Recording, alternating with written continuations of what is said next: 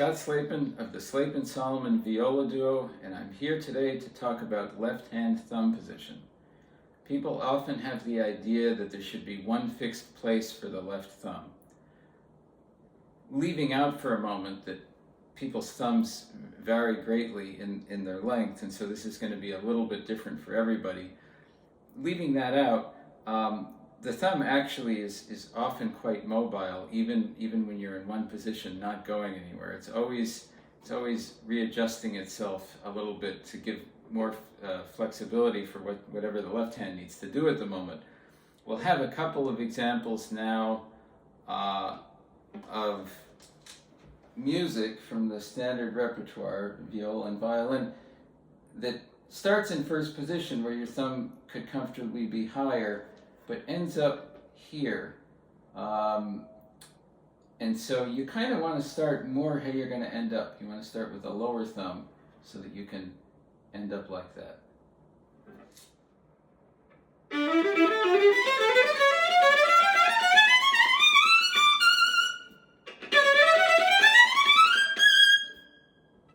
You may want your thumb to be even lower than that if you're doing a lot of really big stretches over here.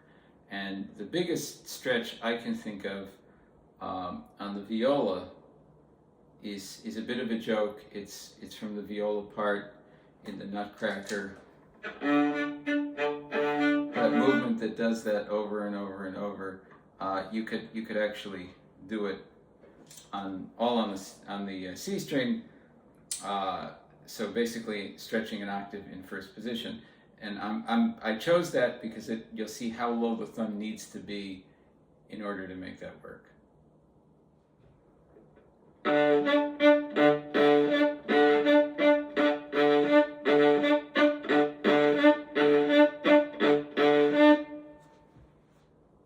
And for this last example, I'm going to just play with my thumb at the normal height. And the reason it's the normal height for me is I find it the most comfortable to be there. There are people who do play with the thumb in the lower position all the time. It really depends on the size of your hands. Some people with really big hands, you'll see their thumb is way up here and they're able to do everything that they need. So this is just a very personal thing, but just to give a demonstration. The reason I prefer it here about hitting the neck where the break is because for vibrato, I like to push against the second segment of the thumb, the upper end of the second segment. And these lower positions, it can be done, I just don't find it as comfortable.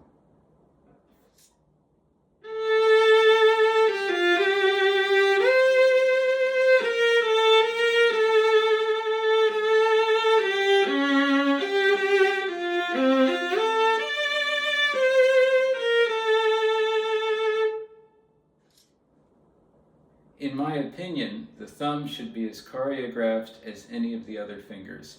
I think it's often neglected because in modern times most people are playing with a shoulder rest, and that allows you to hop a little bit more, so you can do a few extra things.